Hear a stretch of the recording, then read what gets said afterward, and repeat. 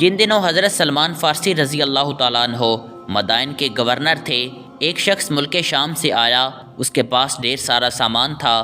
اس کی نظر حضرت سلمان فارسی رضی اللہ تعالیٰ عنہ پر پڑی۔ اس نے دیکھا کہ بھاری جسم، دراز قد، طاقتور اور محنتی شخص ہے۔ اس نے سوچا کہ یہ کلی ہوگا۔ انہیں بلا کر کہا کہ یہ سامان اٹھا کر میرے ساتھ چلو۔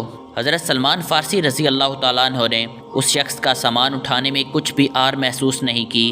سامان اٹھائے ہوئے جا رہے تھے، چند افراد نے آگے بڑھ کر کہا، جناب گورنر صاحب، ہم یہ سامان اٹھا لیتے ہیں۔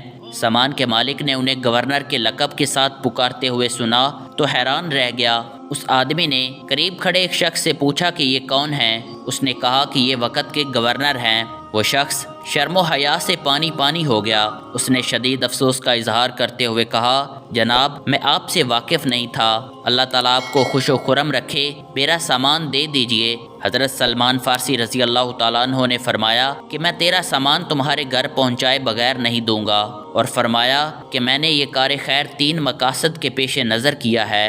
نمبر 1، تکبر اور غرور میرے قریب نہ آنے پائے۔ نمبر 2، میں نے ایک مسلمان بھائی کی امداد کی ہے۔ نمبر 3، تم اگر مجھ سے کام نہ لیتے تو مجھ سے کسی کمزور شخص سے کام لینا تھا، اس لیے میں نے مناسب جانا کہ خود ہی یہ کام انجام دے دوں۔ تو دوستو، اس طرح حضرت سلمان فارسی رضی اللہ تعالیٰ عنہ کی سادگی ظاہر ہوتی ہے۔